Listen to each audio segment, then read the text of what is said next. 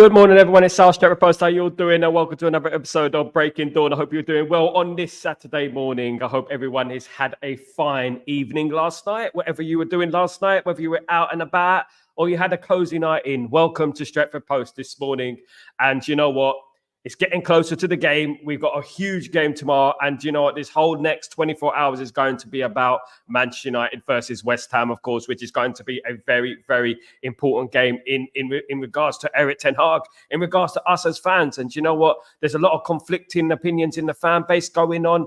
What will happen if he loses the game? You know, if he doesn't win the game, even if he draws the game, what are the stipulations? What's going to happen with Eric Ten Hag at the end of the day? And you know what? Yesterday, Eric Ten Hag had his press conference, of course, and he came out swinging in regards to the media barrage against him. Of course, the media have not been on Eric Ten Hag's side since day one. Since day one, they've been against him. Of course, they wanted their pet, which was Pochettino at the time, didn't they? But Eric Ten Hag was the fan favourite to take over at Manchester United. And yesterday, during that press conference, he responded the way, you know what, as a human being would, to be honest with you, in regards to all the rumours that have been going on this last couple of weeks about his position, about other managers, etc. But one thing I would say in regards to different managers and who, if he's going to lose his job, etc., it's up to Ten Hag, right? It's up to Ten Hag to get the results on the pitch. And if Eric Ten Hag gets the results on the pitch, none of those media personnel have a leg to stand on, if I'm being honest. He just needs to get those results on the pitch. Stop trying to be smart in regards to the team lineup. Now, it is said that Ahmad was extremely unhappy about being left out of the Manchester United's team against Fenerbahce for Mazraoui in regards to playing Mazraoui as a number 10. You know, Ahmad is said to be extremely offended by that and will be talking to his agent within the next few weeks. Now, this is quite telling. This is quite obviously an eye opener in regards to his future and Manchester United and Eric Ten Hag.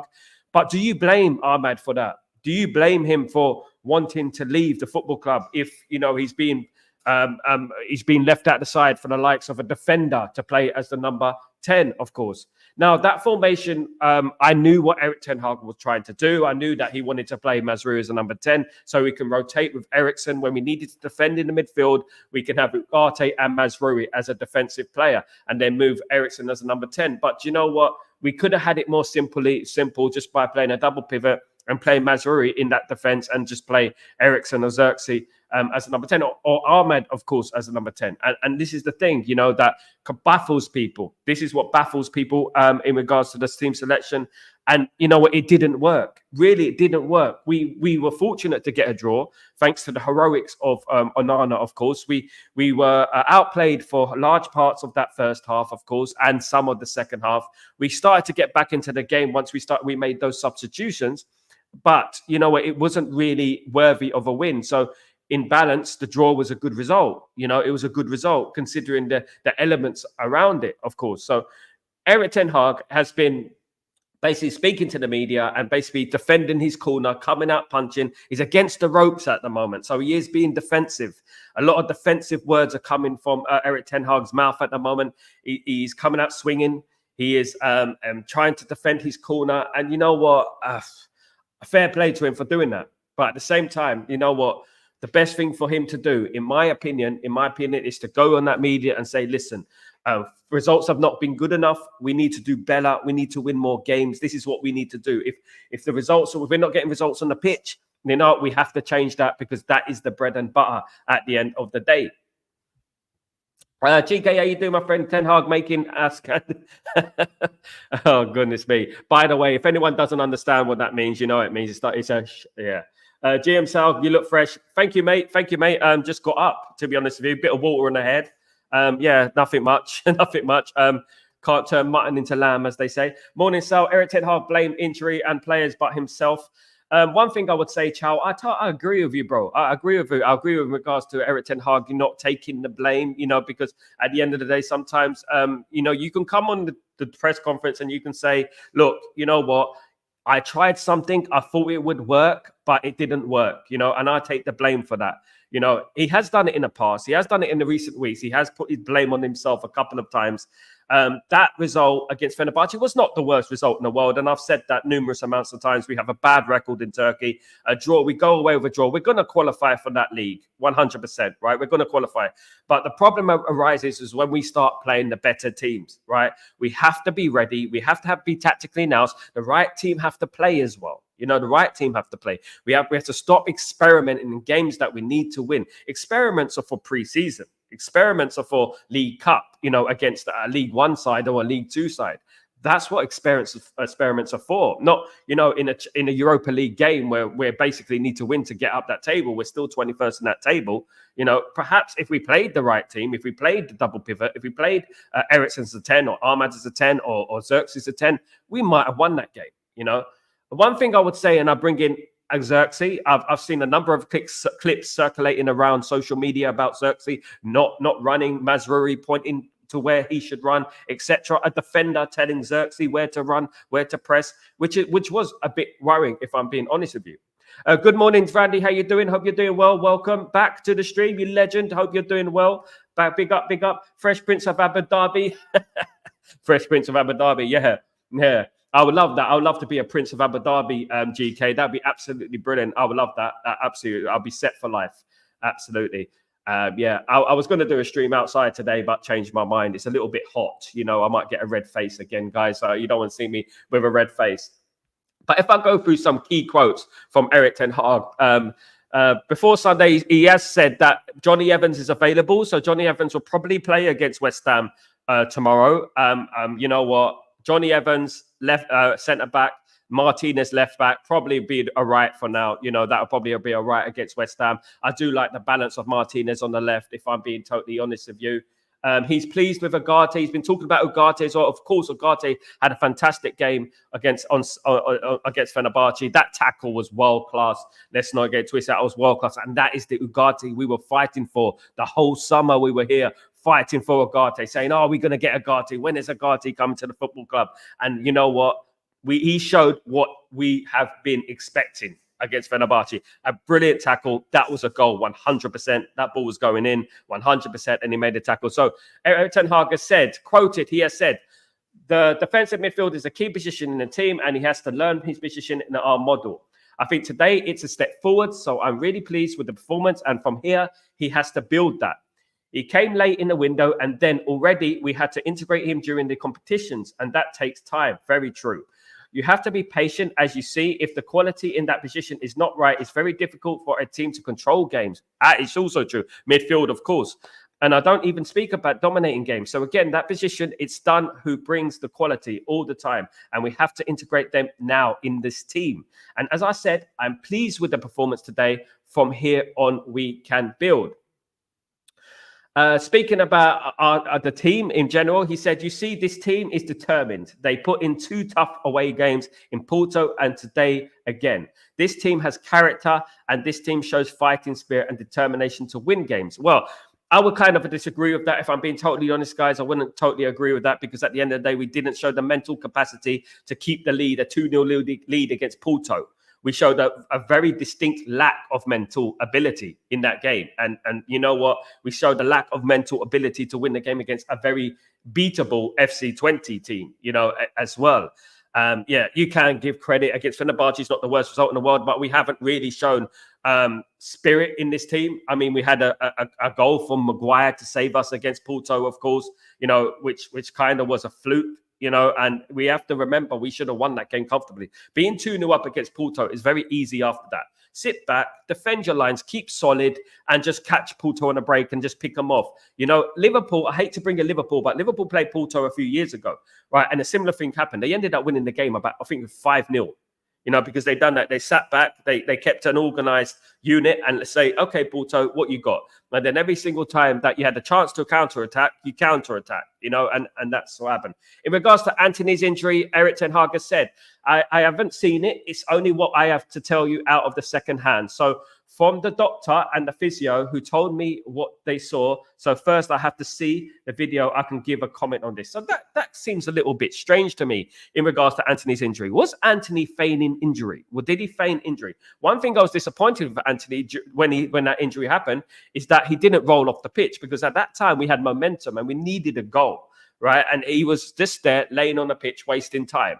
I mean, of course, the referee only gave 5 minutes injury time, which was absolutely scandalous. It should have been more injury time, to be honest with you. But Anthony should have rolled off that pitch, in my opinion. He spoke about the injuries as well. He said that holds us back in all levels and in our position in the league.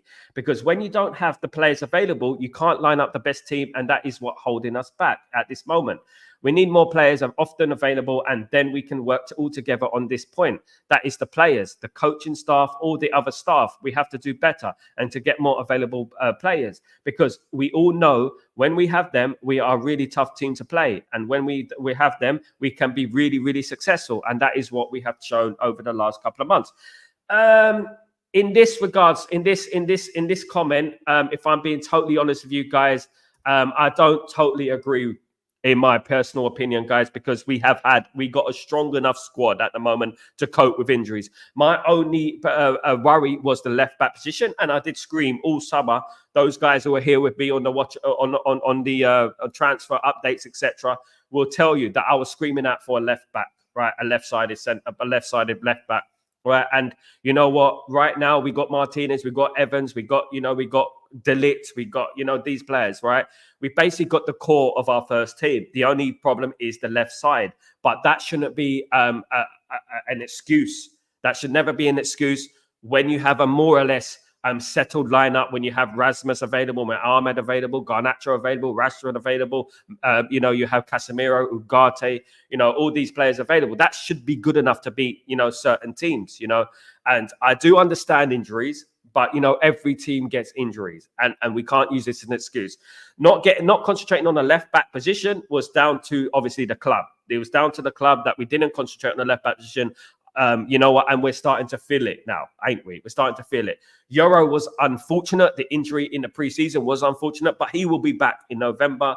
Mason Mount, I said it from the beginning, I wouldn't have signed Mason Mount. Mason Mount, no way on earth I would have signed him. I never rated the guy. And from a long time ago, he's had 1 or 2 good seasons, and that's about it in his career. He hasn't played well, was dropped from the England side. And you know what? That's typical of Mason Mount. You know what? And Luke Shaw, these type of players, we got to get rid of these type of players within our squad. These players who get a little knock and they're missing for weeks. We need players who are going to be there week in, week out, and playing and being responsible, and being there from when we need them, because we've had too many of those type of players. Martial, for example, those type of players over the years, who get a little knock and are missing for weeks. I mean, Jose Mourinho basically said it. He said that some players are willing to play through a little injury, other players just want to sit out for weeks. Ciao. The reason we played Mazraoui over Arma is because he wanted to try and protect Bruno, and no one can challenge his position. That is one way of looking at it, but I'm going by what Jose Mourinho said. Exactly that is that we had to have a defensive shield for Ugarte. Basically, he wanted Mazraoui to come into that midfield when needed to protect Ugarte, rather than Ugarte being a single pivot. So he wanted to move Mazraoui into that double pivot position, and then move Eriksen into that number 10 when need be. But it was overly complicated. He overly complicated things. He should have just played the number 10, which was Eriksen, Xerxes, or Ahmed, and just bring in the double pivot with Casemiro and Ugarte. That's what I would have done, in my opinion, and that's what he should have done. Just keep it simple and don't try and do everything smart. But I mean, Chow, you have a point. That is one way of looking at it. Maybe he doesn't want Bruno to be outshone by someone else, and people saying, I told you so, at the end. But that's not how you manage a football team. That's not how you manage a football team. You have to pick the best team available to win the game. Manchester United first. No individual players should be on the forefront of your mind. No, it should be Manchester United on the forefront on your mind, not Bruno. If Bruno plays, if Bruno doesn't play, I'm going to play someone else, and play and show the world that Bruno's our most important player at the end of the day. I mean, I don't accept that, to be honest with you. And I hope that, he gets out of this mentality, and that starts tomorrow. Of course, Bruno will start tomorrow. We know Bruno will start tomorrow. Pretty obvious. I bank my house on Bruno starting tomorrow. He's going to start tomorrow. Absolutely. Ugarte, yeah, and Onana also saved. Yeah, absolutely. Ugarte and Onana were absolutely fantastic. That double save against Fenerbahce was world class. Actually was a goal. That save from Ugarte from that defending actually was a goal. So there's 2 goals right there. right? And we said it on the watch along, is that during that second half, when it got to the latter stages of that second half, we were actually saying that he needs to change it. Fenerbahce are dominating. He needs to change it. Fenerbahce are dominating. And what happened? As soon as the second half started, there you go. I actually feel if you played Mazraoui even as a left-sided centre-back, something like that, or played Martinez as that left-sided centre-back, playing Mazraoui as a left-back, or, we would have been more solid for that goal against us, because Lindelof is not that player. He's not that guy. I don't rate the guy. I've never rated the guy. He's a fantastic professional. I know that. But he's not a Manchester United defender. He's never been a Manchester United defender. He's passive. He's slow. He's weak. He doesn't come across you as a domineering, of centre-back. We need someone who is like a Delict, in that left-sided centre-back position. Lindelof is also right-footed, I believe. So, you know what? When you're playing the right footer in the left-sided centre-back, it's a problem.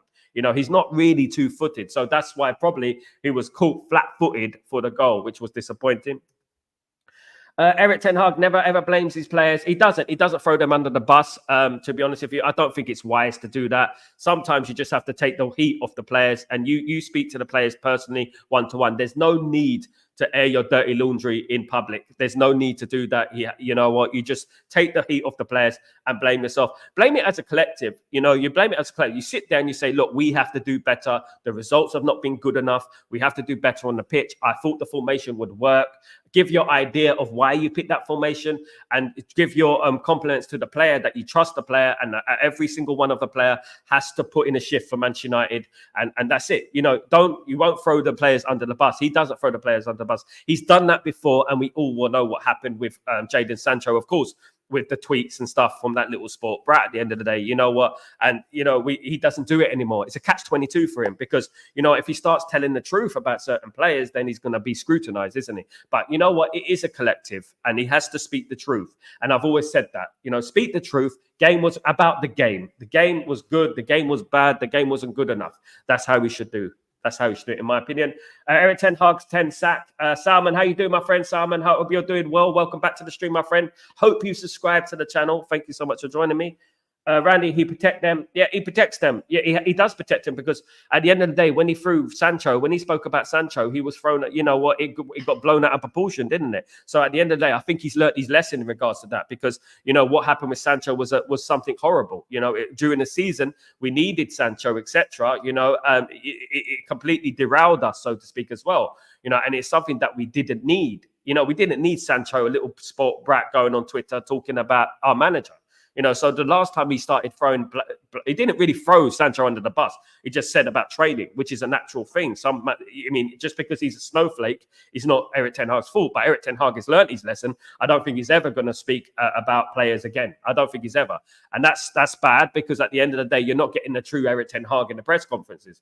You're getting a reserved Erik ten Hag, and he's being very careful what he says now. He's not being himself, in my opinion. And you can see on these mannerisms, if you look at Erik ten Hag's mannerism from when he first signed for Manchester United, first became Man United manager, in the first press conferences, as opposed to yesterday, you'll see the attitude shift. You see the way he is, his attitude towards the press. He's being very defensive, of course, and he's called them liars. He's called them liars. He's called them, fairy tales. He said, stop making up fairy tales yesterday, of course, and I agree with him. At the end of the day, the barrage of media scrutiny against the manager has been crazy. I do agree with that. That has been awful, and that has been from the first day. It's not just been since yesterday. It's been like that since the very first day he became a Manchester United manager. The reason that is because those press, those people over there didn't want Erik ten Hag as the Manchester United manager. They wanted one of their buddies. They wanted a Pochettino, for example, to be Manchester United manager. You know what? It was Erik ten Hag, and Erik ten Hag was the fans' choice. Majority of the fans at the time wanted Erik ten Hag. They wanted, I'm talking about 80% of the fan base at the time wanted Erik ten Hag. So you know what happened? One of the most sought after managers in Europe, is again, it's the curse of Manchester United, isn't it? Everyone who goes to Manchester United, players, manager, staff, kit man, whoever it is, there's a problem. And that is a fundamental underlying issue within the football club, isn't it? It's not just about the manager. It's not just about the players. It's about the whole collective, of course, guys. And hopefully Ineos will sort that out. And you know what? They've been put into this football club to sort these problems out. And I really do hope they sort these problems out soon. Let's read some of your comments. So, good morning, Gray. How you doing, my friend? You legend. Hope you're doing well. Thank you so much for joining me. Morning, Breaking Dawners. Happy Saturday.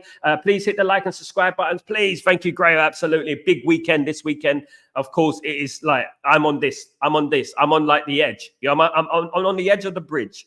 I'm like, should I jump? Should I jump?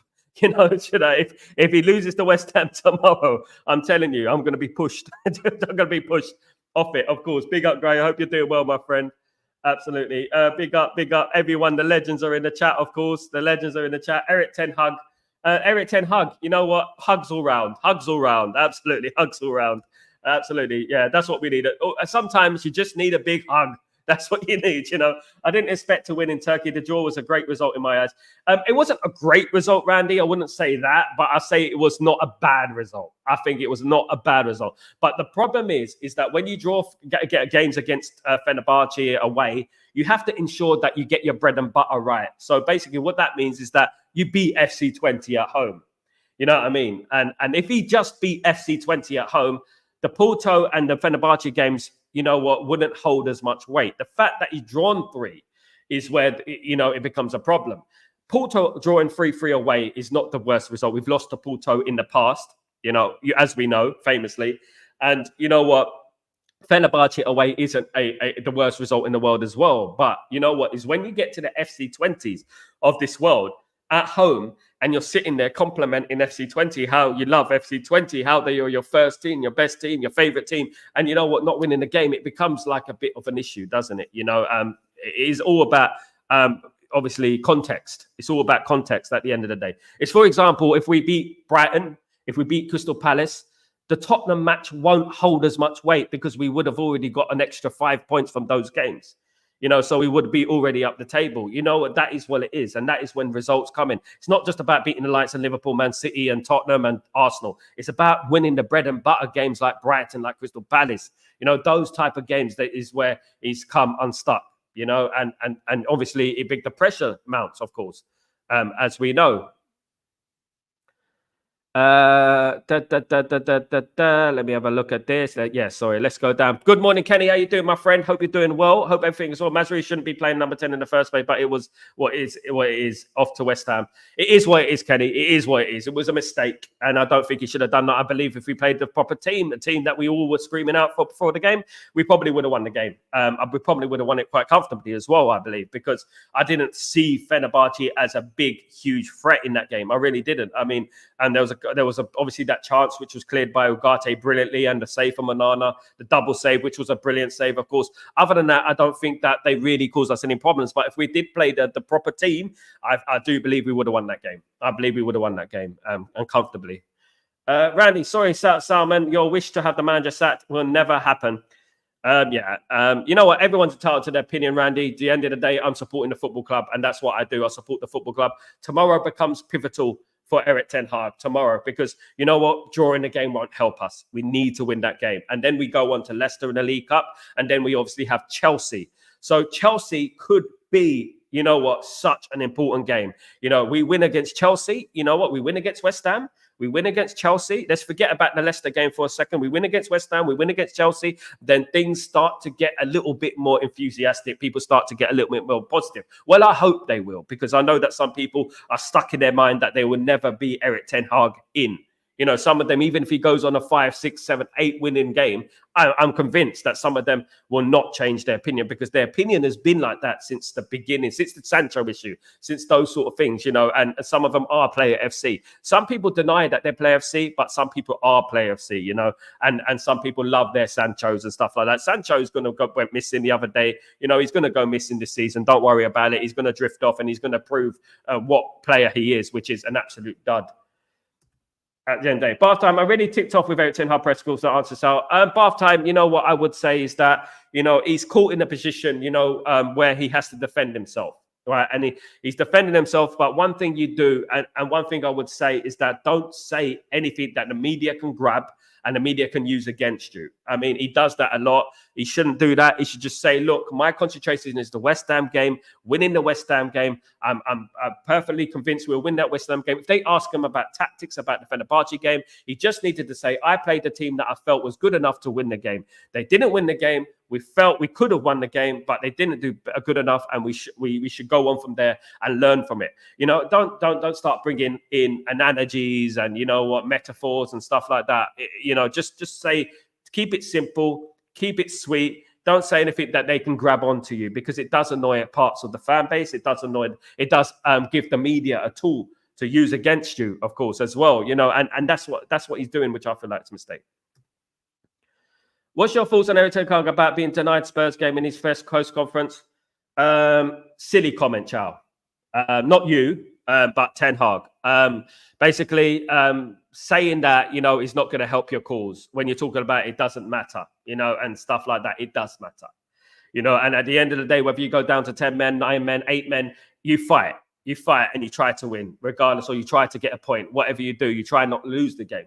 You don't completely dismiss the game. I mean, I don't know whether it's lost in translation. I don't know whether Erik ten Hag, his English isn't fantastic, as we know still. So I don't know whether it's something along on the lines of that. I don't know if it's being blown out of proportion. But those are the sort of things I've been talking about in this show. I've been talking about when you're in a press conference, keep it simple. Stop talking trash. Just keep it simple. You don't need to give us any metaphors or talk about the past, what happened in that game, Just tell it as it is. We are Manchester. Look, if you watch Erik ten Hag's first press conference, right? First press conference. We are Manchester United. We're here to win. Basically, keep it on those lines, right? You have a line there, right? We are Manchester United. We're here to win, right? And that's it. We're Manchester United. We're here to win. We aim to win every single game. I aim to win every single game. Manchester United should be up at the league. Manchester United should be challenging for the league. I felt that the Tottenham game was disappointing. It was not a red card. If someone asks you about the Tottenham game, you say, I thought it was disappointing. We got a red card and we lost the game 3-0. Who knows what would have happened if we didn't get the red card, But I'm disappointed with some of the performances, and I feel like we can do better. Things like that. You know what? Get people warming towards you, gravitating towards you. Don't make it even worse. Don't add salt into the wound, so to speak. Just keep it simple and keep it positive in a way and factual, right? And don't go over there about that doesn't matter, that doesn't, because that just, people will twist your words, and people will give the media what they want to hear. Media like hungry vultures. They want to grab everything, in regards to Man United and use it against him as bullets and use it against him, and parts of the fan base want to do that as well. So as I said, there's a line. Manchester United should be winning. Manchester United should be up there. We are the biggest club in the world. And you just, on that sort of subject and bubble, you basically spit what Man United and the media don't want to hear, but Man United fans want to hear. And this is what you should be doing. We aim to win the game against West Ham. It's become a very important game against West Ham because we don't want to fall further behind in the league, right? If we win this game against West Ham, it gives us an opportunity to get back into that top 4. So my aim tomorrow is winning the game. And you know what? I'm going to pick the team that I feel can win the game. And that's what I want to do, because we are Manchester United and we should be up that table. And that is my opinion. That's sort of things like that. Maybe it's not as well articulated, but you know what? I would say things like that, because that is what we should be hearing. It's not wrong to say it's not good enough. We know it's not good enough. We know that we should be winning more games. We know we're Manchester United and it's not been good enough. We know we shouldn't be losing to our arch rivals. We know we shouldn't be losing 3-0 at home to Spurs, regardless if Bruno got sent off or not. We know that, and this is what the kind of things he should be saying. We are Manchester United. We're not an every division side, with all due respect. We're Manchester United and we should be aiming to win the game. And tomorrow, you know what? As I said, I'm on that edge of the bridge. I'm holding on, looking at reminiscing and starting to ponder what I should do. You know what I mean? At the end of the day, tomorrow is a must win for me. It is a must win for me, and the context, of course, does matter. If we get a player sent off after 15 minutes or something, the context does matter. It depends how the Manchester United team approach that game. I want to see a Manchester United team dominating the game, right? But you know what? We're at this stage now where we're falling further behind in points. So we have to start getting goals along with the dominance, Bath time. His claiming tactics are great, but execution is bad. Spurs doesn't count. Injuries are an issue. Feels like he's avoiding any accountability. I didn't like the press conference. If I'm being totally honest, Bath time. You know what? He should just say, look, the injuries is not. It's not an issue this season. It's not. He shouldn't be talking about injuries this season. We got a good enough squad to be doing better Bath time, we're playing the likes of FC20, those type of teams, and we should be beating those type of teams, and we know we should be beating those type of teams. We cannot use this injury as an excuse. My only problem is the left back position, and that has always been my problem. The rest of the squad is good enough. You've got players like Ugarte, you've got players like Casemiro and Eriksen and Xerxes and Ahmad and Garnacho and Rashford and Højlund. You've got players like that, And you've got a big enough squad. Plus, we got the young conveyor belt of young players coming through. And this is why I would say that play young players more, so that when you do have injuries, you have an opportunity to bring in a young player who's already played in other games. If you don't play the young players, when you do get injuries, these young players won't be ready. And that's exactly what I've been saying. Play Hag'S 20 minutes here. Play Murray 15 minutes here. Play Collier. Play Fletcher, do that, and you'll have more choices like that. Be smart and think forward. He seems to think now, and that's it. This is the team I'm picking. I'm not swerving away from that team. And then you overplay players. Of course, we've been saying it for weeks about Kobbie Mainoo. We said Kobbie Mainoo is going to end up dropping because he's playing too much football. He played in the European Championships and he's playing every single game for Man United. He needs a rest. And what happened? He got injured. Didn't we? We've been saying it for weeks. He's good, needs a rest. He's going to get injured. Play Ugarte and Casemiro. Play the double pivot. Play that. Play Collier. Do something like that. Do something different. Especially when you play the likes of Southampton and you play the likes of 20 at home, you don't need to play your best team all the time. You can bring in some squad players, because at the end of the day, we probably would have beaten 20 if we did use the squad a little bit better. The game against Fenerbahce, I would say that the team selection was wrong, but the result wasn't bad. Right, the result wasn't the worst in the world. My problem is that when you keep drawing games and you draw the games you're supposed to win, that is when the pressure starts getting on top of you, and that is when people are going to criticize you and call you out for it. And that's fair. Randy, Bruno will play because he's captain. He will play. Yeah. He will play tomorrow. Absolutely. I'm pretty sure of that. Lindelof in the team is scary. Randy, it was scary for me. I'm not a rater of Lindelof. I've never been a rater of Lindelof, to be honest with you. You know what? When he signed for Manchester United, he was a midfielder. Did you know that? He played in midfield for Benfica a few times. He wasn't primarily a defender, and when we played him in defense, I've always said that he's a little bit passive. He's a little bit weak. He's a little bit slow, sluggish. I remember him getting schooled against Dele Alli in the World Cup, I think in 2018.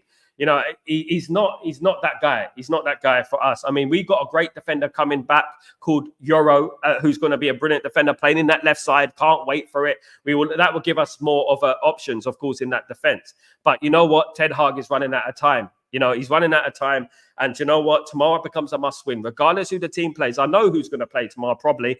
Later on today on Chatterbox, I will give my lineup prediction. Of course, on the it's going to be the match preview between West Ham and Manchester United. I do believe, and if I give you a little guess, I think that Evans will come back into that team in the left side as centre back. Martinez should move on to the left back, and he should play Dalot as a right back. That's what I think. I think it should be the team that played Brentford. Similar to that team, if I'm being honest with you. I would play the double pivot, though, away to West Ham, and I'll play the number 10, which would be Eriksen or Xerxes or Ahmad, something like that, Rumour is about Ahmad. Ahmad's said to be extremely unhappy about the selection against Fenerbahce, about Mazraoui playing in that position rather than him. Of course, it is a little bit insulting when you are an attacking player, and you know what? You've been waiting for your opportunity, and then a defender plays in the number 10 position. That is a bit insulting. That's like a slap on the face, isn't it? You know what I mean? That's basically Joe Blackman, backhand entertainment, slap on the face. Do you know what I mean? Basically. And you know what? I don't agree with that selection, in my opinion. Agree at bath time? Absolutely. Absolutely. Big up everyone joining me today. Erik ten Hag is building a monster. I love your positivity, Randy. I love your positivity. I really do, my friend. I really do. Big up yourself. I'm actually going to miss the match tomorrow as I'm meeting up with the Polish beauty at 1 p.m. and meeting her daughter for the first time. I'd have to watch it on my iPhone. Grosza. I mean, I know a little bit of Polish. Grosza. Grosza. I would teach you a bit of Polish, Grayo. Grosza. I can't remember, mate. I mean, I used to work with a lot of Polish people. Big up the Polish community. Smash the likes for the Polish community. My friends, don't forget. Big up. And smash a like for Grayo. Smash a like for Grayo and his date tomorrow, mate. I hope it goes well. Fingers crossed for you, mate. This one, which one is it? This one or this one? This one or this one? I mean, I used to do this before every single Man United game. I used to be like this, right? Before the kickoff. I used to have my little rituals before a game, right? I used to do this before the game, like literally 10 minutes before the game, holding it. It basically means good luck. It's a bit like that, right? I used to hold it like that. And then when the game starts, I used to blow. Crazy, isn't it? When I was a kid, I used to do these crazy rituals and stuff like that. Voodoo and witchcraft and stuff. Absolutely. Grayo, I hope you're good, Polish. Absolutely. I hope it goes well, my friend. I hope I'm coming to your wedding soon, Grayo. Absolutely. Don't forget me, mate. Grandy, thanks, mate. Much appreciated. Going to work. Well, long it, mate. Continue. Big up, big up, big up. Kamali, how you doing, my friend? I hope you're doing well. Good. Welcome to the stream. Don't forget to subscribe if you're new, my brother. Hope everything is good, Kamali. Curty Kamali, thank you for joining me. It's the effing players. I mean, yeah. I mean, which players would you say it is, Kem? What players do you think is the main culprits? I mean, I know that the players, which of the players are not playing well. And you know what? I've been saying it for years. You know what? Marcus Rashford will have a good game, do one good cross. People will get giddy. And the next game, he will down tool and disappear. You know, and he's one of our talisman. He's one of our most experienced players, of course, you know. And that's what I would say. I mean, there's a number of players there. Players like Luke Shaw, players like that who, you know what, basically fade in injury, in my opinion. I believe that. But I'm okay with the draws to Porto and Fenerbahce on paper, but throwing away 2-0 and playing at the right back of 10 over Ahmed, this generation of general performances are shocking for United. It is bath time, and I'm not going to defend it. Bath time. I can't defend it. And I told these guys, everyone, the whole community yesterday that Sunday is my judgment day. It's like my turning point. It's like the cooker's going to go this way. You know, if we lose that game to West Ham, my friend, if we lose that game to West Ham, I don't know what to say. I mean, I'll be absolutely had enough. Because at the end of the day, look, we need points now. We don't even need draws. We need wins. We've got a great opportunity tomorrow, a fantastic opportunity. And I'll tell you why. Arsenal are playing Liverpool, right? Arsenal don't have Saka, they don't have Odegaard, they don't have Saliba. Arsenal will probably lose to Liverpool. It might even be a draw. Now, that gives the opportunity for Manchester United to win and get up that table and only be 3 points behind Arsenal. 3. This great Arsenal team, the best Arsenal team of all time, you know, and Manchester United's worst team of all time, could only be 3 points behind Arsenal in November, coming towards November. You know, so we have to look at that like that. So if we lose that game tomorrow, I'm going to be extremely pissed off, angry. You know, because this is a perfect opportunity for us. West Ham are not playing well this season. West Ham lost to Tottenham 4-1. Of course, who loses 4-1 to Tottenham apart from us? We lose 3-0. But who loses 4-1 to Tottenham? You know, they're not that team this season, right? Some may say we're not that team this season. But I think we have the quality to defeat West Ham. But one thing is, we're going to have to be careful. The likes of Antonio and likes of course, Bowen, the likes of Noble, those type of players, of course, always give us problems. You know, they raise their game against Man United, and they're the ones who are mugging off their fans because you know what? Their main game is Manchester United. Every other game doesn't really matter. They'll lose to the likes of Burnley at home, but then they'll beat Man United at home. That is the mentality of a West Ham United. That is West Ham mentality. Beat the big teams, lose to everyone else. And that is what they're all about. So we have to make sure that doesn't happen tomorrow. We have to make sure that, you know what, we're ready for them and we press them and we win that game comfortably. I think we're going to win the game. I do. Kago, how you doing, my friend? I hope you're doing well. Hope you're good. Thank you for joining me on this Saturday morning. Kado, Freddie, thank you, mate. Hope you're doing well. Eric Ten Hag out. We can't be winning games just moments in the game.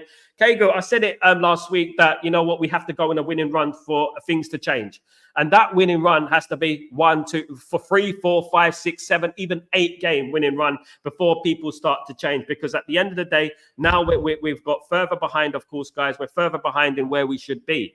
You know, and tomorrow, if we lose the game, Kago, you know what? It looks like, you know, sayonara. You know, I think he'll survive to the Chelsea game. But if we do lose both games, you have to start questioning it. Don't forget, I've got a poll on my YouTube channel talking about this. If you write the poll, I said, if we don't win against West Ham and Chelsea, would you Ten Hag supporters, would you still support Ten Hag? And that is the question that I'm giving, guys. Absolutely. Kago, thank you for joining me. Thanks for your comment, my friend. Thank you. Don't forget to subscribe, please, my friend. Thank you. We don't have the right to be top. We have to work for it. It is a fan base that are the biggest problem. We don't have the right to be top, Randy, sorry. We don't have the right to be top, but you know what? Manchester United built something. We built something that we should have an expectation, right? That we should be doing better. We should be doing better, right? It's not about down tooling on our standards. Our standards are, we are the Real Madrid of England, right? We're not Real Madrid, but we're the Real Madrid of England, right? We're the biggest team in England, right? So we're the biggest team in world football who are not winning the league.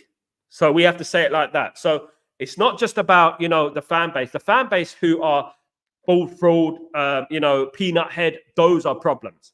Those fans are the problems. The fans who have an opinion about where the team should be are not a problem.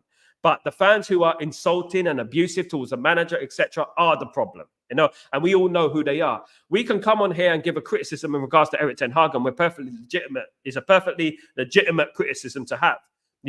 We should be doing better. We lose to West Ham. This is no joke, right? This is our football club. This is no joke. We're going to start drifting down that league pretty precariously. And you know what? There comes a point of no return. There will be a point of no return when we start getting 6, 9, 12 points off that top 4. So that's why we have to start winning games now. And that starts tomorrow against West Ham, in my opinion, of course. Cam, countless times the manager picks a decent team and they don't deliver, and that's that's true. That's true.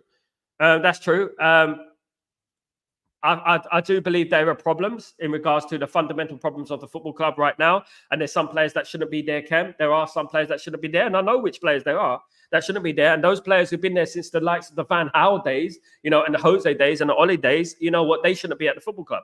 I would say that. I would, if a new manager came in, I would say that, change the whole squad who's been there for the last few years. The players that have been there for the last few years, I will completely change and throw them in the bin. I would do that, and that's what I would do, Ken. And you're perfectly right. You're very smart in regards to your comment, mate. Those players have to take a bulk of the responsibility as well. They have to take a bulk of the responsibility. It's not just about the manager here. You know what? It is an organization of everything, of little intricacies of the board, the manager, the players, the medical team, the physios, the coaches, and all that. And let's not forget, he's just a manager, right? We do have coaches like Ruud van Nistelrooy and Rennie Hag'S that are happening at the moment. You know what? Ruud van Nistelrooy is teaching these players right now. But I do believe there is going to be a turn. I think there will be a turn. I think Man United will click, and I think that click will happen tomorrow. And you know what? It has to happen tomorrow because we cannot drop any more points. And as I said, we cannot be 9, 12, 15 points behind the top 4 positions. Because if we start doing that, the point of no return. We cannot let our season end. So tomorrow is a must win. Otherwise, you know what? No, we have to be smart as well. We have to be smart, and we have to think about the football club. After blaming their fan base for performance of the players is a new one, to be honest. Match-going fans have been incredible with this team and manager. But after time, you know how incredible I've been to this manager. You know how incredible a lot of the fan base have been. But there are parts of the fan base who have been distractive. There are part of the fan base who have been abusive, who've been swearing at the manager, calling him a ball fraud, a peanut head, and you know what I mean, things like that. Those are not fans, in my opinion, because a Man United fan would know not to speak like that in regards to people who are at our football club. At the end of the day, we have a illustrious history of success and great people who played for us. We've been relegated a couple of times, you know what I mean, and stuff like that. We come from adversity, and the adversity of Manchester United is also a big part of who we are. When we lost the league to Blackburn in 1995, we went on to win the double. When we lost the league to Arsenal in 1997-98, we went on to win the treble. This is how Man United are. We adversity, but at the moment we're in a bad place. And the most important thing for the fans to do is support the football club, and which they are. The majority of these fans are supporting the football club. Are you going to? Okay. Sorry, guys. Be careful. Yeah, so at the end of the day, you know what? Sorry, I was just speaking to my wife. She's going out doing some work at the school where she works.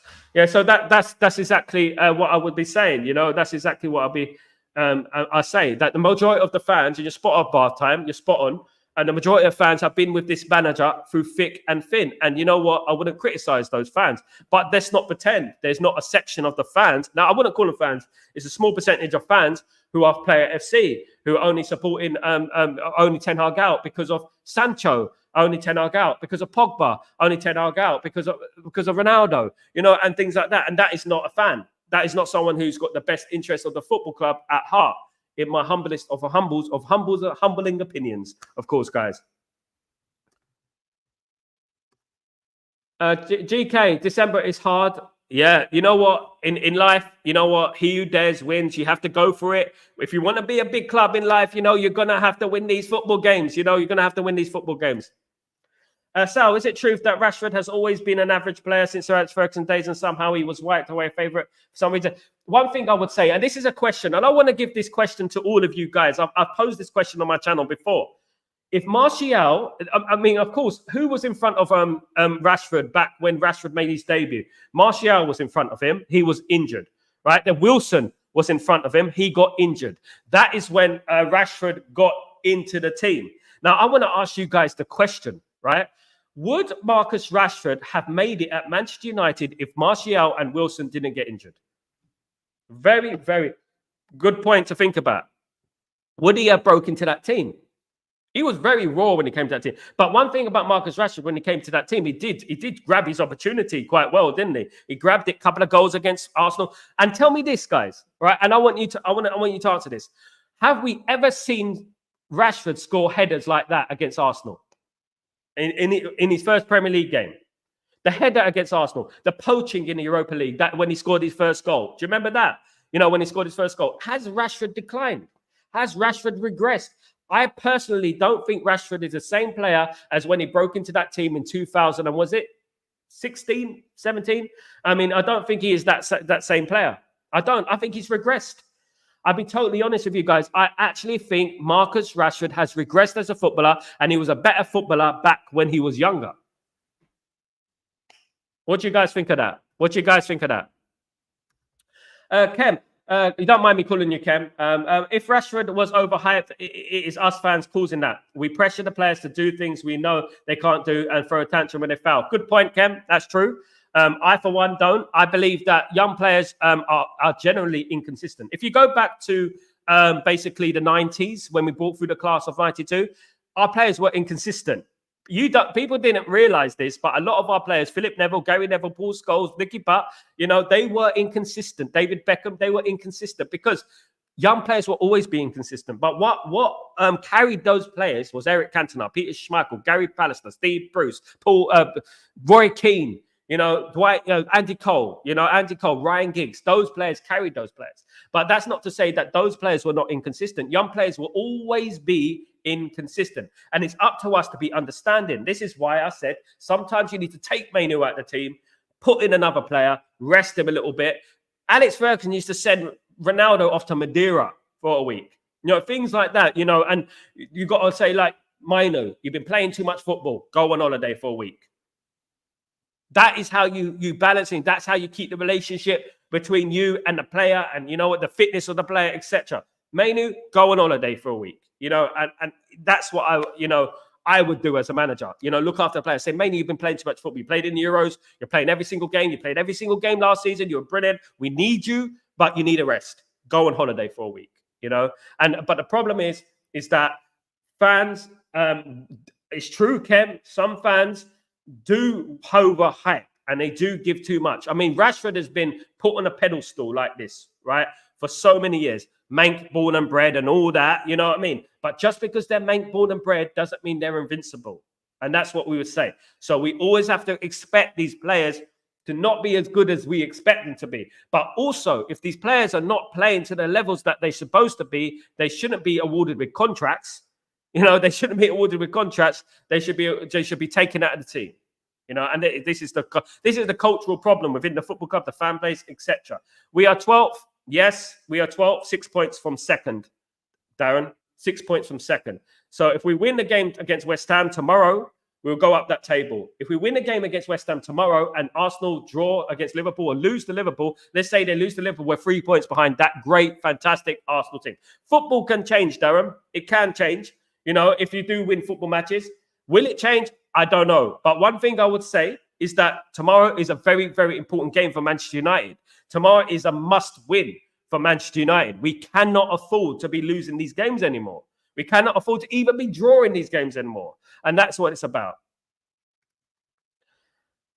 The next manager will have me on his back from day one. Gonna shout whoever he is out. You're gonna be out the back from day one. I'm gonna shout whoever he is out. So you'll be the manager out, Randy, from day one. Would you be the manager out from day one? We are second from the bottom half of the Premier League. I know, Darren. Yeah, I agree. I've seen the table. Yeah, absolutely. I've seen the table. Have to win tomorrow, Darren. Have to win tomorrow. Must win. As I said yesterday, my friend, is that if we lose tomorrow, you know what? I'm on that edge, Darren. You're gonna have to save me, mate. I'm gonna jump. Absolutely. He has to win every game. He has to win every game. The new manager has to win every game. Yes, he does. But you know what? One thing I want to say is this, right? When the new manager comes in, right? When the new manager comes in, if the new manager doesn't get 2 trophies in 2 years, if he doesn't get top 3 in his first year, you know what? I don't want to hear people, going against the manager. Oh, even Ten Hag got this many trophies. He got two trophies in 2 years. He got the FA Cup final, 3 finals in 2 years. He got he won this, he came third. And I don't want to hear that. I don't, because at the end of the day, a lot of people got their wish. So when the manager does go and we don't win 2 trophies and we become a top 4 side only without any trophies, I don't want to hear any moaning, because that's what you wanted, at the end of the day, Ultimately, the goal is for Manchester United to be winning football matches and to be challenging for the top of the league. And that is where we should be. Of course, we're Manchester United. We should be challenging for the top of the league. That is where we are. That is our bread and butter at the end of the day, of course. Maresca is nowhere near a top manager and managed clubs, but the only thing he did at Chelsea is to keep simple things. The basics are most important, not complicate things. And at least Chelsea are doing fine. They're doing okay, Darkro. They're losing the games I expect them to lose. They're winning the games I expect them to win. One thing you should do as a football manager, as a football club, is win the games you're supposed to win. I've always said that. But let's not forget, they drew with Nottingham Forest. They lost to Liverpool. They lost to Man City as well. We beat Chelsea next week. We are above Chelsea, Darkro. We are above Chelsea. If we beat West Ham and then beat Chelsea, we are above Chelsea. That Chelsea who spent over $1 billion, in a little under a year. A year. We spent $1 billion in 10 years. They spent $1 billion in a year. I expect them to do well. I expect any manager to go in there and do well with the array of talent they have, the squad that they have. It's unbelievable, the squad that they have. I expect them to do well. But you know what? They're losing games they're supposed to lose. They lost 2-0 to Manchester City, lost 2-1 to Liverpool, and they drew against Nottingham Forest at home. They lose to Manchester United next week. I guarantee you Manchester United will be above Chelsea in the table. And then where's the Maresca love? Where's going to be the Maresca love if Eric Ten Hag is ahead of Chelsea in the table? Obviously, it's hypothetically speaking. If we do it, doing it is a different thing. We have to beat West Ham and we have to beat Chelsea next week, and then we go ahead of Chelsea. What annoys me is after 3 transfer windows, only 2 of the players, De Gea and Varane, from the other 7 who have left the club. In that entire 11 needs to be phased out over 2 years. At the end of the day, there's about 7 players, half-time, that need to go, I think. About 7. And 7 are still there. I'm going to give my players that I would let go half-time. And you guys let me know in the chat if you disagree. Luke Shaw. I'm starting from the defence, right? Luke Shaw, Lindelof, Maguire, going into midfield. Casemiro probably needs to go after this season. I wouldn't renew his contract. Eriksen needs to go. I know he's done well this season, but you know what? At the end of the day, he's a bit slow. He's getting on a little bit. Rashford needs to go. Anthony should go. Right? That's 7. Okay? He should go. And I'm going to be completely controversial. I wouldn't sell him, but 8 is on touch and go with Bruno. Touch and go with Bruno. I'm touch and go with Bruno, and I'm going to see what Bruno does this season. If you know what, I'm on the edge with Bruno. He has to start performing. Darko, let's ask ourselves, which lineup has been decent and on par with the majority of the fan base? I mean, I accept any lineup. At the end of the day, when you watch my watch-along the other day, I was disappointed in Mazraoui being number 10. Look, we haven't had the lineup that we want yet. I mean, a lot of us in the chat have been screaming for a double pivot. We've been screaming for Ugarte and Casemiro to play, Eriksen as a number 10, Xerxes as a number 10, but we haven't got it yet. And for whatever reason, we haven't got it yet. You know, that game against Fenerbahce, you know what? It was a winnable game if we played the right team. If we played the double pivot, played Eriksen or played Xerxes in that number 10 or played Ahmed in that number 10, I guarantee you Manchester United would have won that game. I guarantee you. Man United, I'm almost 80% sure we would have won that game. You know, because at the end of the day, you're playing square pegs in round holes. A player who's never played number 10. Well, he's played number 10 once in his entire career. The last time was in 2019 for Ajax for 10 minutes. You know, I just don't think that he should have done that. At the end of the day, you know, Darko, he's gonna have to keep it. I would change the formation, Darko, and I said it a numerous amounts of time. The 4-3-3 is not my thing. It's a Pep Guardiola thing, and everyone follows the goddamn bloody cycle, right? They follow the whole thing with the whole cycle thing. I will play a 4-4-2 with the 4-4-2. You can have the two pivots, right? But you can also have two wingers.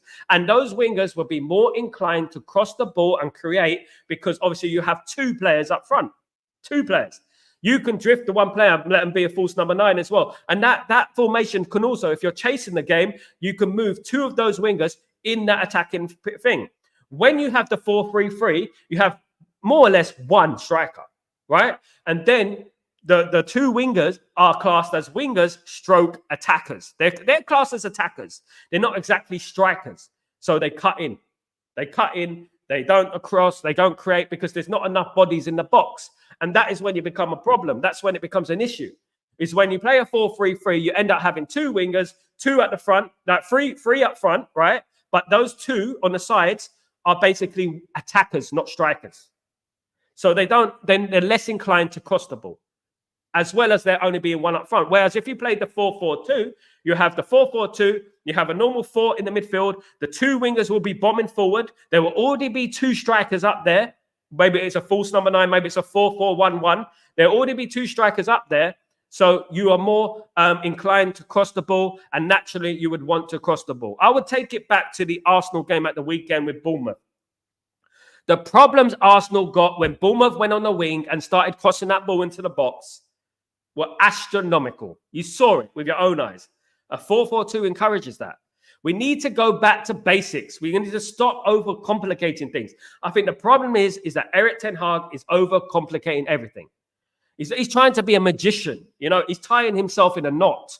And that's the problem. You know, and he needs to start keeping the game simple, stop making drastic changes, etc. And changes that majority of us disagree with a lot of the time. We disagree with a lot of his decisions. This is the problem. We're not always agreeing with him. But most of the time we're disagreeing with it, you know, and that is a problem as well. The fans are sometimes right. Just because we're fans, it doesn't mean that we don't know nothing about ball. We consume a lot of football. I consume a lot of football from around the world. I watch a lot of football. I train a youth team and stuff like that. I do a lot in football. You know what I mean? And at the end of the day, I consume it. I watch it. I watch every single Man United game. I watch reserve games. I watch other teams. I watch that. You know what I mean? So, and I've been watching my football team for 40 years. So you know what? I have a legitimate opinion about what the formation and stuff should be. I've always believed that football is a simple game. I've always believed that. And all these little squares and triangles and this and that. He goes there, come back here. He goes here like that. Like it's a bloody mixing desk. Like a mixing desk in music, you know? I don't know. Randy, I see Man United relegated on my lifetime. I have seen Man United relegated in my life. Absolutely, Randy. 1974. We relegated twice. It's been relegated twice. Randy, no manager can will ever do that. Randy, your wife is a teacher? Yes, my wife is a teacher. Chow? Yes.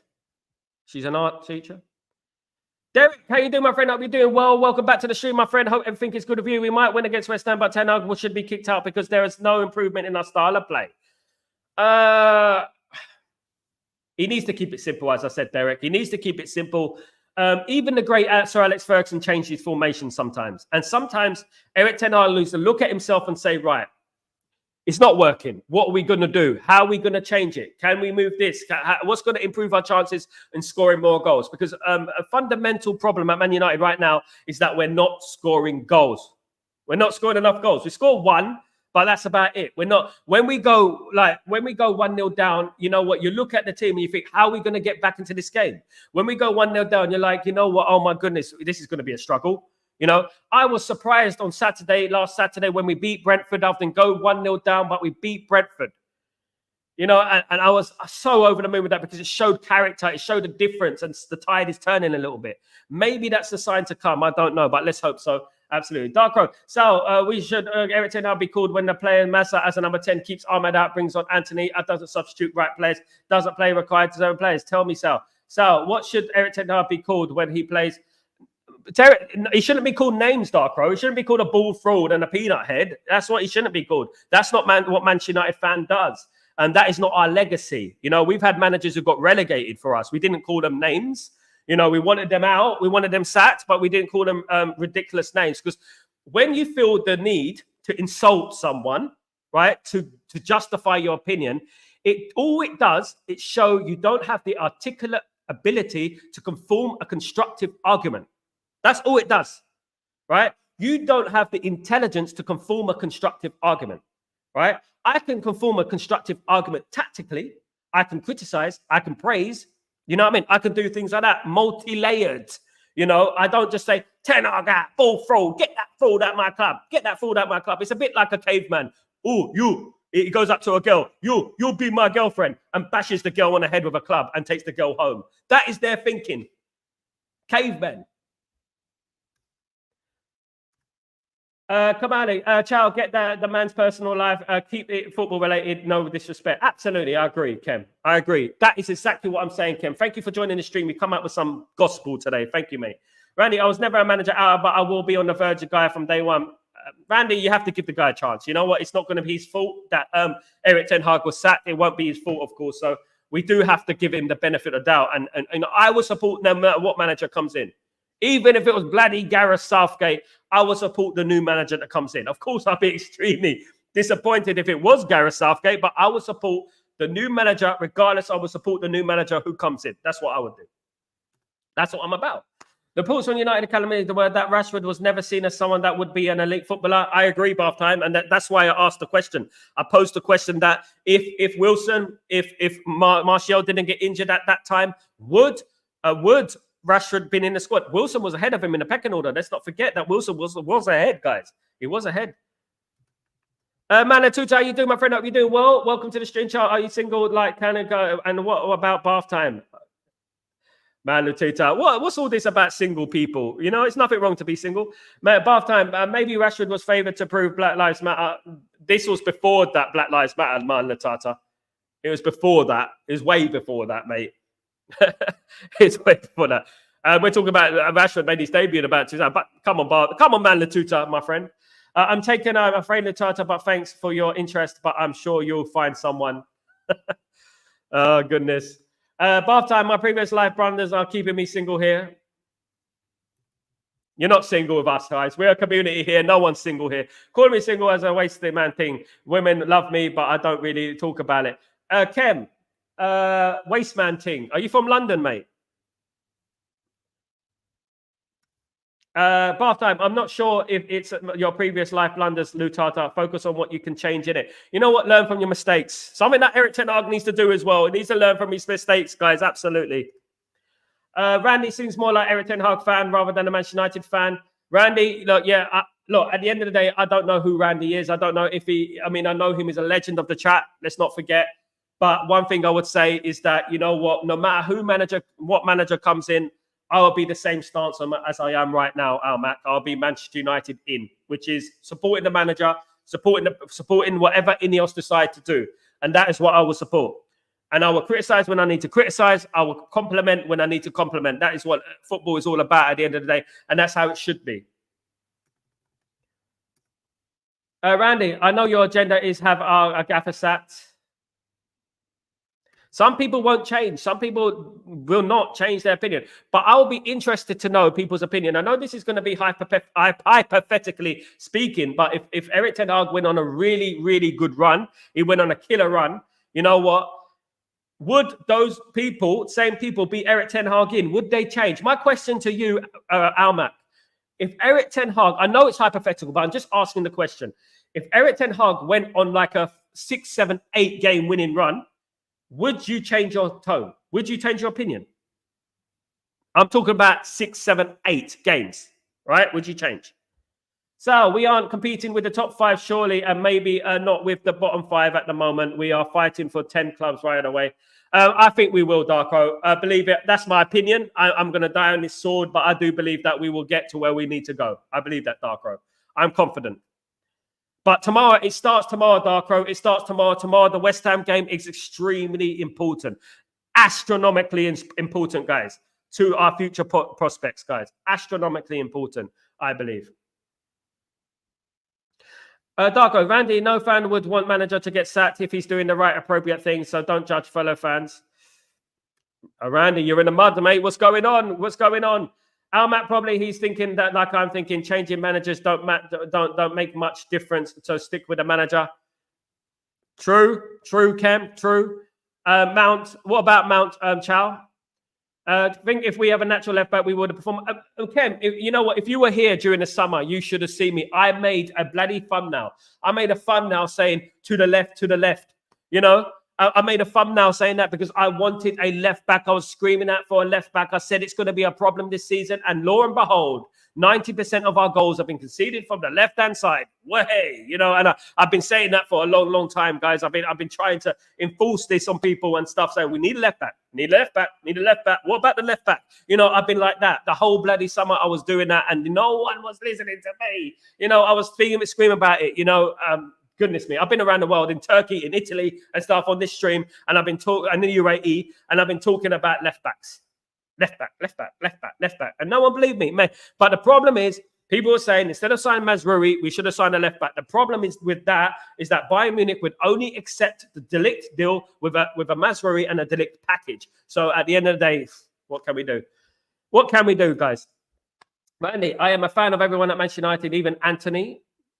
I'm a fan, yeah. I just hope they all do well. Obviously, we hope, but you know, it's impossible. It's like they are not sure who the responsible to cover the left.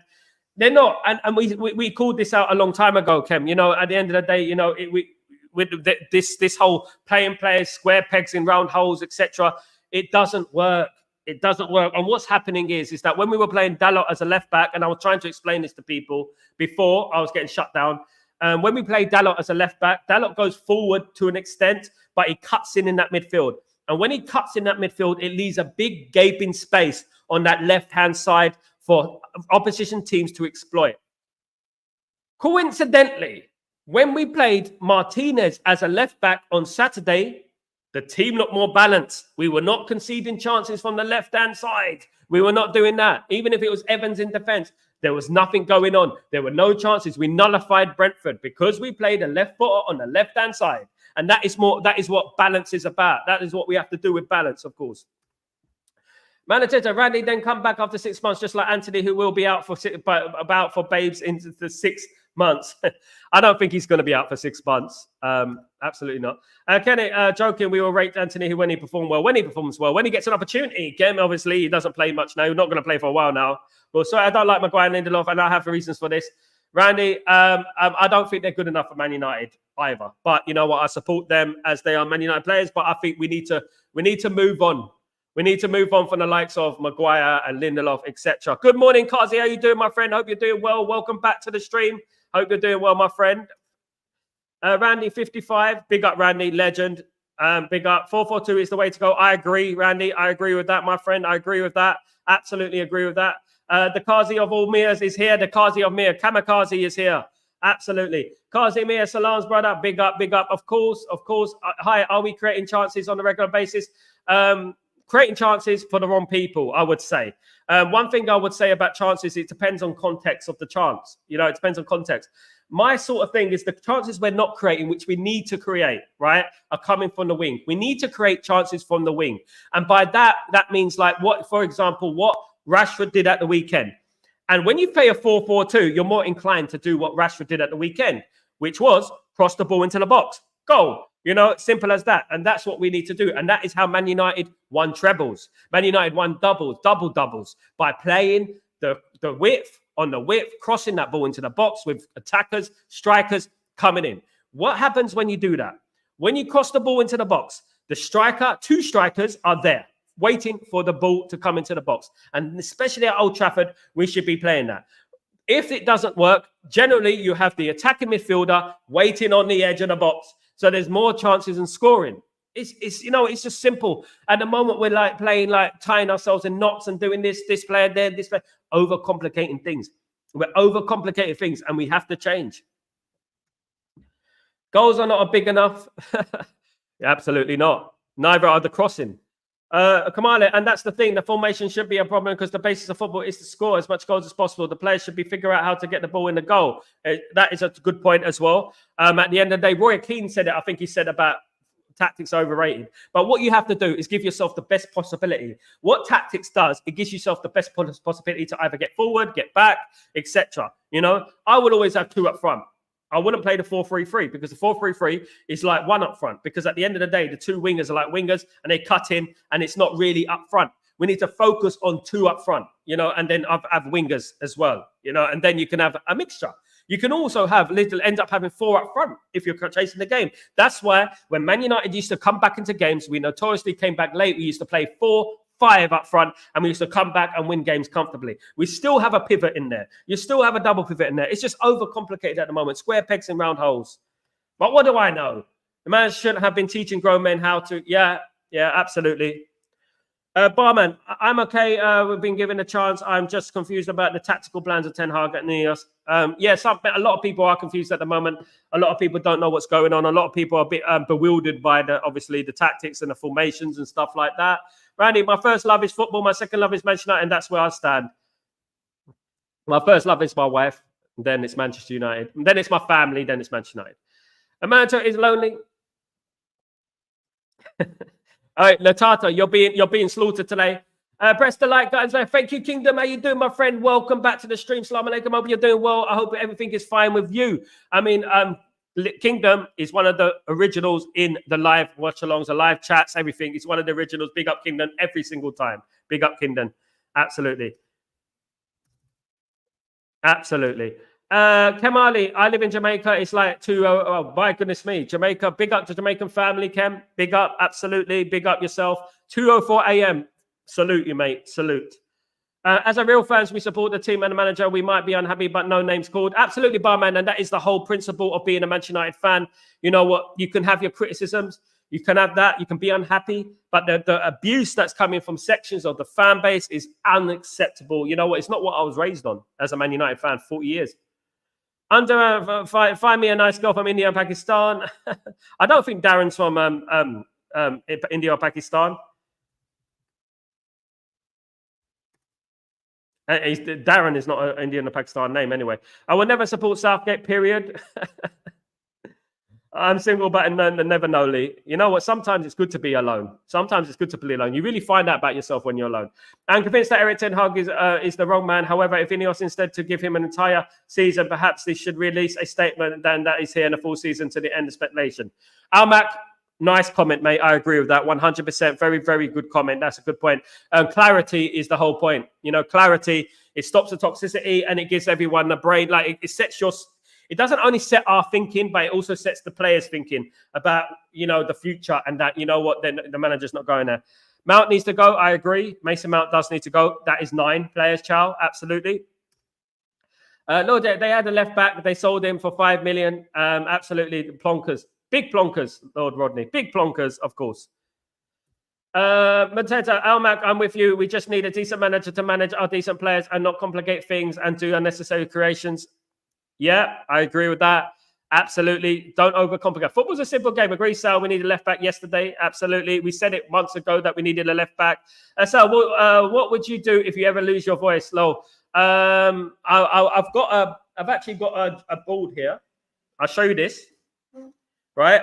This is a drawing board. Right. I will write. All right to you guys. Or draw. I'm a drawer. I'm an artist. I'm an animator, cartoonist, guys. So I would draw for you. I would draw for you, and you know what? And then you can guess. Can you tell what it is yet? Can you tell what it is yet? Almac, United fans criticise Rashford. I spoke to rival fans, and they rate our wingers. They don't rate the midfield or strikers, defenders outside perspective. They rate him, yeah. I mean, I rate Garnacho, but I think Garnacho needs to improve technically. I think he runs into blind alleys sometimes. I think he runs with the ball and sometimes forgets the ball behind him. I mean, he needs to work on his technical ability. And that obviously he's only 20. He's still a young lad. So he will, of course. Respect. Big up, Kem. Mad respect. Big up, Kem. Almac, I don't care what rival fans like because they hate us. Everyone hates us. You know what? Everyone hates us. The media hate us. Hated, adored, never ignored, of course. But the most important thing is for us fans to not hate ourselves. To not get into the realms of hating ourselves. We have to support our football team. We have to support our football team. I would say that if I'm being honest. So, was the communication level that always the same, by the way, with the club fans during the old days? Now, it was different, mate. It was a family thing. I had a season ticket for many years, guys. I was in the Stretford end, hence the name Stretford Post. I was front row behind the goal, and we used to know it used to be like family. Obviously, success does help Darko. Success helps. We were a successful football club, but we did have gruntles. We did have disagreements as well. The only biggest difference is there was no YouTube, there was no Twitter, there was none of that. So we didn't really get to speak to people from around the world. The opinions, of course. I mean, personally, it would have been probably the same, but there was less toxicity. There were less overweight bloody podcasters outside Old Trafford talking about Ten-Hag gap, ball fraud, peanut head, things like that. You know what I mean? Less of that at the end of the day, more of an atmosphere, more of a vibe, more of a vibe. Absolutely. It was a good vibe. I don't rate Garnacho any higher than Pellistri. Do you rate Pellistri? Don't think it was given much of a chance for me to make an accurate judgment on Pellistri, Rodney. I think Garnacho is going to be a fantastic player. I think he will. He's still only 20. Let's not forget he's 20 years old, and that man is playing for Argentina and Man United.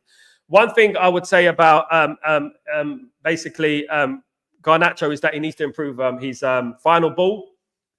And you know what? It's not always about pace. It's not always about pace. It's also about picking the right choice. But I want to talk about Pellistri because at the moment he's not setting the world alight. No matter where he is, he's not setting the world alight. So we need players who are going to set the world alight. We need players who are going to make like the big, huge, monumental changes, of course. And we hate our rivals. Yeah, we do hate our rivals. That's how it should be. Garnacho is a winger who can score goals, can't cross defend or keep possession. Pellistri is a winger, can do everything, but hasn't really hit the goal scoring form. Pellistri, I don't know what's going on with Pellistri. I wouldn't say much about Pellistri. I mean, in my opinion, you know what? He's not a world-class player, but at the end of the day, who is? We need world-class players now. Mourinho did better than Ten Hag. At least his team used to fight. It was very toxic, though, coming to the end. Simon Khan, I was there in the stadium when Jose Mourinho was there. It was very toxic. Very toxic. Hate yourself and hate the world. Self-care, give you knowledge and how to take care of others. Absolutely. I only hate Liverpool and City for some reason. I don't mind Arsenal as they play football the right way. I do, but if you're raised in London like I was, Armac, I don't like Arsenal fans. Arsenal fans are disgusting. Absolutely. Yeah, absolutely. If you know, you know.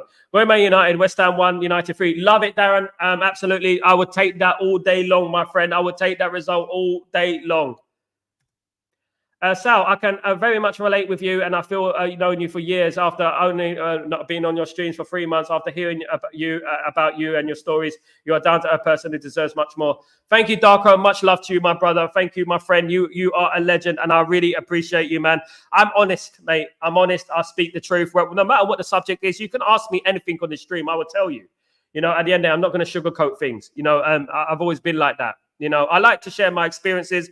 I do. And, I like to get to know people in a more, a better way, a more deeper way than, just basically like and subscribe and, watch my stream. I'm not like that. I generally have passion. I generally have passion for this football club as well, and Man United fans, from Rano, despite what our beliefs are and our opinions are. It's all respect. Arsenal fans are gross. I agree. They're disgusting. They're disgusting. I mean, they're like Arteta out at the moment, aren't they? A lot of them are Arteta out at the moment. For goodness sake, where would they be without Mikel Arteta? Where would they be without Mikel Arteta, guys? That is a good point. If I'm being honest, where would Arsenal be without Mikel Arteta? That is a strange one, isn't it? I don't think they'd be where they are. I don't think they'd be challenging for the league. But you know what? We win against West Ham. We win against West Ham. You know what? We will be 3 points behind Arsenal if they lose to Liverpool. If they lose to Liverpool, you got to see glass half full. Big up, Darren. Big up, of course. Big up. Already after one loss. Yeah. That's Arsenal fans for you, Rodney. They're not classy. They're not classy. Rodney, I had someone argue with me at the weekend last week about the Cup Winners' Cup being bigger than the Champions League. The Cup Winners' Cup doesn't exist anymore, by the way. Guys, they were arguing with me about the Cup Winners' Cup being bigger than the Champions League. Can you believe the audacity? Is it true that Alvaro Fernandez buyback clause is valid until January? If that's true, then I think 2025, 17 million until 2025, which means probably we won't sign him. I'm not sure if it's January. I'm not sure if it's next summer. I'm going to have to look that up. But I've heard a lot of rumors saying that it is 2025 that it goes up to normal price, which will be 30, 40, 50 million, of course. Absolutely. Definitely. Yeah, they're crazy, Rodney. Crazy. I said to them, like, I went on their stream and I said, because look, I mind my business in the football sort of scope of things. I don't get too involved with rival fans. I have too much time to do that. I think enough about my own club rather than worrying about rival fans. So at the weekend, Man United were playing Brentford. An Arsenal fan came on my timeline and said, "Oh, look at these two teams, two mid-table teams playing against each other. How sweet." So I responded. I shouldn't have responded. So I responded by saying, Bournemouth and Arsenal, right? Oh, look at those two teams that haven't won the Champions League. How sweet. Oh, they got defensive. They got angry. Oh, we won the Cup Winners' Cup. It's bigger than the Champions League. Blah, blah, blah. And I'm like, what? There was the Champions League, the UEFA Cup, and then the Cup Winners' Cup. The Cup Winners' Cup got extinct because the UEFA Cup had more quality, right? The Cup Winners' Cup is basically a cup-winning trophy. It was the third cup in Europe. Fair play, they won the Cup Winners' Cup, right? They made a song about it, 1-0 to Arsenal at the time. A song, right? But then if they want to do that, they said, oh, yeah, at least you have to win a trophy to win the Cup Winners' Cup. So I said to them, okay, if that's the case, then we came we came eighth last season, but we won the cup, right? We won the FA Cup. You came second, but won nothing. So that means we had a better season than you. And they got conflicted. I said, you just basically admitted that, right? So I said, okay, you want the Cup Winners' Cup as your European trophy. You want to count that right now, even though it doesn't exist. West Ham have the same amount of European trophies as you in the last 30 years. West Ham have the same amount of trophies as you in the last 30 years. Tottenham Hotspur have been to the same amount of Champions League finals as Arsenal in the last 100 years. Tottenham Hotspur have been to the same amount of Champions League finals as Arsenal in the last. And you know what? You can't win. You can't win, even though you school them. You can't win. I want Del Boy in the chat. Del Boy. Mon's true.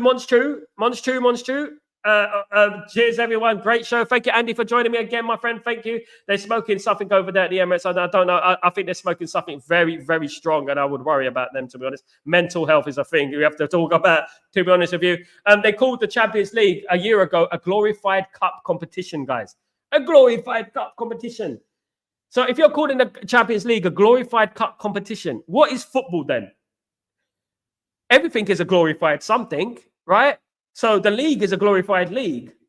Doesn't make sense, does it? It actually doesn't make sense. It's a bit stupid, isn't it? A glorified cup competition.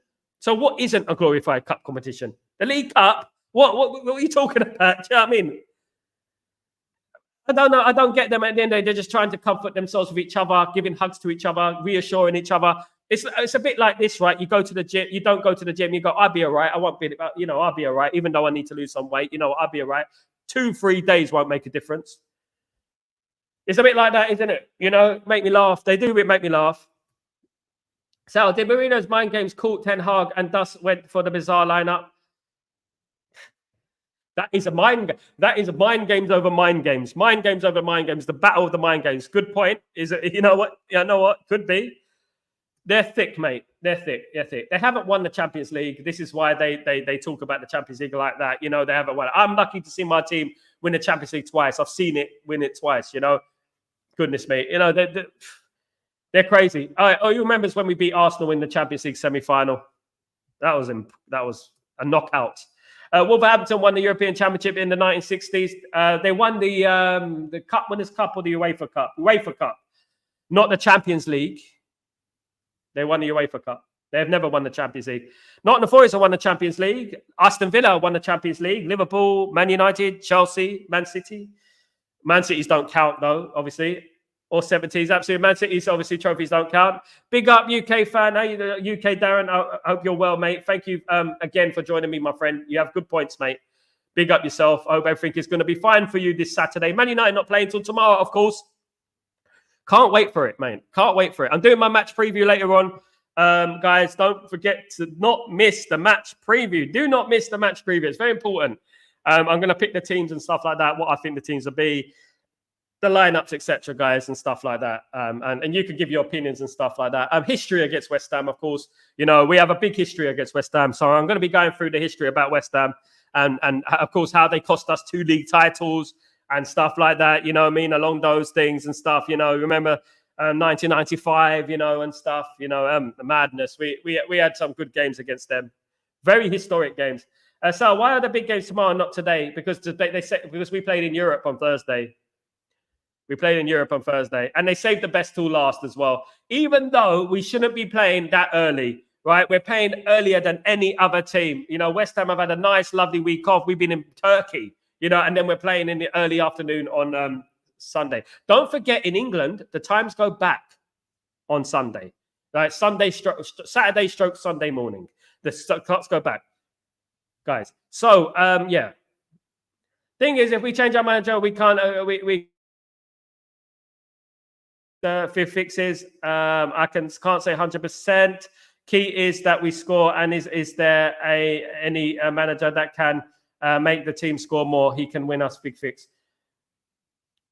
Yeah, I mean, how long is a piece of string, GK? How long is a piece of string? How long? Who's the manager at the end of the day? This is why Ineos get to pay the big bucks. You know, they've got they have got a huge decision to make, a massive decision to make in regards to the new manager, a huge decision. And they can't get it right. They can't get it wrong because this is their first managerial appointment. This will be their first managerial appointment. If they get it wrong, they're going to be held to that. Your first decision is the biggest decision. So, it's sad if, God forbid, West Ham get relegated and were you happy they won the conference? I was happy. I'm from East London, Darko. I praised them. I went over the moon, of course, because I'm from Leighton, and what they did to Leighton Orient was awful. But I was pleased for them for the East London. You know, I was pleased for them for winning the Conference League. You know, I was. They've been relegated before.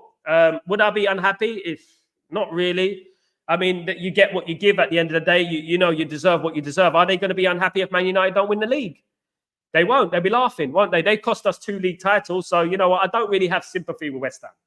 I thought it's nice they won the Conference League, but if they get relegated, that's their business. You know, it's their business at the end of the day. You know, that's what they do. You know, and West Ham fans can be a little bit arrogant. Those of you who are raised in East London, I mean, I spoke to a guy a few years ago, and he was a big West Ham fan. He was telling me that West Ham, this was about 2012, 13, right? He said to me that West Ham, this is just before West Ham moved into their new stadium. He said to me that West Ham will be winning the Champions League within 10 years. It's been 10 years. They're more closer to getting relegated than, winning the Champions League. I've been seeing a terrible football, but a nice day out. I used to live in that road, Lord Rodney. I used to live in Windsor Road. Leighton Orient was my back garden. I had a floodlight in my garden. I lived there for 20 years. I had a floodlight in my garden. If those who know, I've worked with Leighton Orient. I've worked with Leighton Orient players. I've worked with Sean Batt, who used to be a Leighton Orient player. I made a music video for Leighton Orient, guys, if you know, for the World Cup. Funny enough, Alive and Kicking, if you watch it. Alive and Kicking Reds, REDZZ. You know, I've done a lot of things. I put Leighton Orient on the map. Yeah, absolutely. You know, and yeah, definitely not a football of the community like they like to promote. Absolutely not. But yeah. Sal, will you watch the Classico tonight? I might do, I might do. Thanks for reminding me. I might do. What time is it on for me? Let me have a look. Let me have a look, guys. I'm going to see what time it's on for me. What time's the Classico kick off, guys? Let me have a look on here.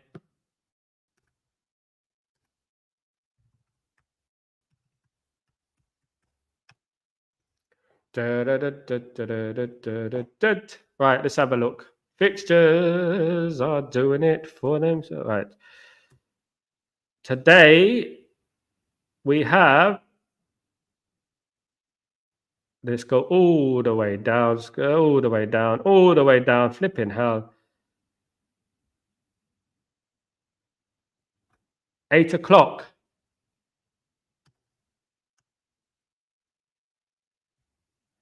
Yeah, I might do a watch-along for that, you know. I might do a watch-along, guys, for the El Clasico today. I might do that, absolutely. 8 o'clock.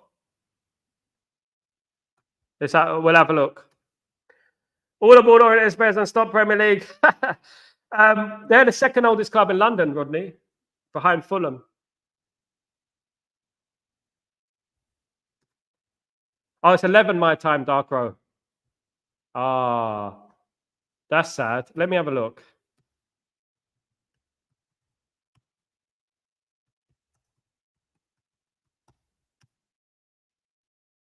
Yeah, 11 p.m. my time. I'm going to try. I'm going to try and do the watch along, guys. I will try my best to do the watch along.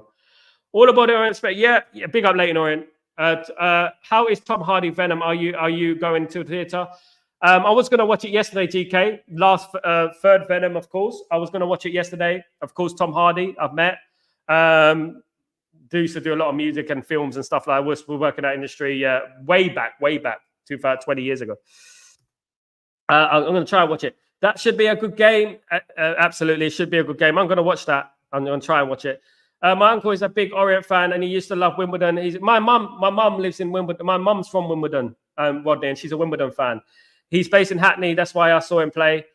Did you know that Eric Cantona once went to Hackney and done an advert there? Do you remember that?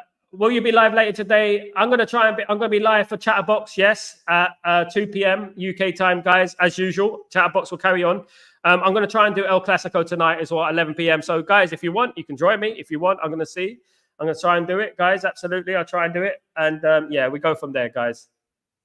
So, hopefully, I'll be watching that as well. So, yeah, definitely. Should be fun. Should be fun. Yeah, that should be an interesting game.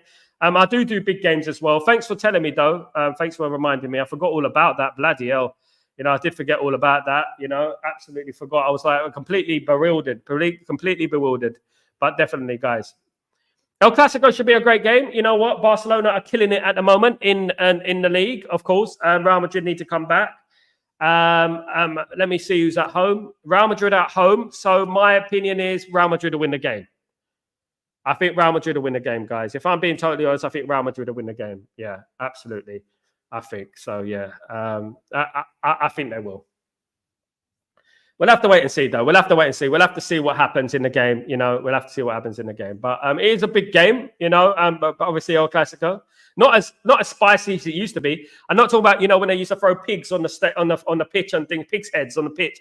Do you remember Luis Figo, when Luis Figo was at Real Madrid? Do you remember those days when he was at Real Madrid? And you know what? When he signed from Barcelona to Real Madrid, my goodness me. Can you imagine that? You know what I mean? That was funny. Figo was a great player. One of the most underrated players. And I mean, not many people talk about him. When they talk about GOATs, not many people talk about Luis Figo, do they? That is surprising. You know, not many people talk about Luis Figo, but he was a great player.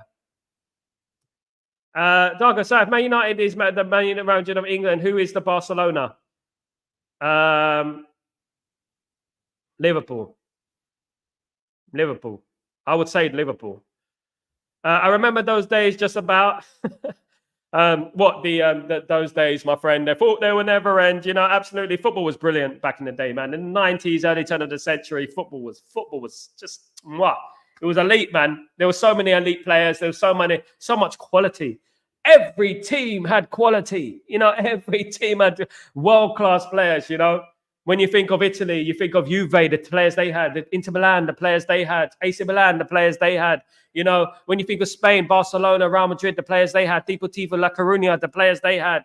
You know, you think of Valencia, the players they had. You think of, you know, France weren't really there, but you know what? They came in the end. Germany, Bayern Munich, the players they had, Dortmund, and, players they had as well. Wolfsburg too. So absolutely. It was brilliant. It was brilliant, mate. We had good times back then. The times were good back then in regards to football. Guys, I'll be doing a watch-along tonight for Real Madrid against Barcelona. So don't forget to join me for that. 10:30 my time, 7:30 your time, guys, in the UK. 7:30 will be your time. So you know what? Thank you, Darko, who reminded me of that. I will be doing that today. Better get the thumbnails ready and everything on top of that, of course. So did football change after 2000 or 2010? Changed after 2000, mate. 2003. Around that time, it started changing. Personally, football was better back in the day, back in the 90s and stuff. Quality was much more rife. The only thing now is that players are more like athletes these days. They're not like, but the natural talent isn't there. And this is why I've been talking a lot about the grassroots football, the street footballer. It doesn't exist anymore. There's too much pampering these days. Players are too overly pampered. Like when I was younger, we used to go out and we used to play football in the streets and stuff like that, until late at night. These days, they much rather play computer games until late at night. And I know when I go to Italy and I speak to my nephews and stuff like that, they're playing games. They're playing, and I used to tell my nephew, come out, let's play some football, and he loves playing football. He really loves playing football. But you know what? I have to really push him. He's playing for a football team in Naples at the moment. And I'm like, you know what? Let's play some football. Let's go out. Let's do some drills. Let's pass the ball. Let's do that. But they just want to play the football games and FIFA and things like that. And unfortunately, this is the generation this time. Big up, Darkro. Big up, big up. 2010 is when it ended for me. Good. That's a good year that it ended. I agree. Good year because things started going way down there. Absolutely. I agree, Rodney. Great stream. Thank you so much, Darko. You legend, absolute legend. I've been going for how long? 1 hour and 36 minutes, guys. 1 hour and 36 minutes. It's been good. It's been great. I mean, you know what, you guys, I can't get off you guys. I love talking to you guys. But guys, I better be gone. I don't eat breakfast. I only eat lunch. So you know what, I've been fasting since 6 o'clock yesterday. So yes, I'm going to be eating now. But guys, I want to thank you for joining me today. It's been a fantastic show. Brilliant comments, brilliant opinions. You know what? I'll be back later on for Chatterbox for the match preview, guys. It's Man United against West Ham match preview on Chatterbox, guys. Don't forget to miss it. It's going to be great. I can't wait to see you then. Take it easy, guys. Have a fabulous, fabulous Saturday, and I shall see you then. And don't forget to subscribe to the channel if you haven't already, and smash a like on the video. Very important for that, guys, if you can do that for me. I would really appreciate it. Let me just big up Lord Rodney, big up my friend. Absolutely, I would really, really appreciate that, guys. So take it easy, guys. See you on the other side, guys. Take it easy. Peace.